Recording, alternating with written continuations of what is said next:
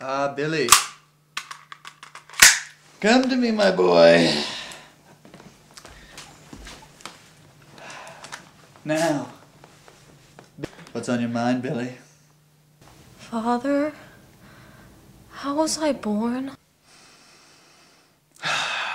Well, I guess it's time we had the birds and the bees talk, huh?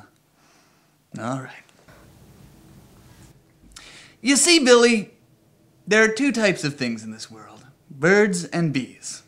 Birds are smart and fast, while bees are numerous and hard-working. Now, inside of every bee is a tiny human baby. I think it's inside the stinger. But anyway, birds sleep a lot because they're lazy. And this allows the bee to sneak up on the bird while it's sleeping and sting it, transferring the baby to the inside of the bird's stomach. Now, sometimes birds get stung twice, which is what happens with twins. And sometimes birds get stung twice by the same bee, which is what happens with identical twins. So then what happens? That's it. So how come I live with you guys and not birds and bees? Oh, well, after the bird has the baby inside of its stomach, we catch the bird and keep it in the cage in the living room until it lays an egg.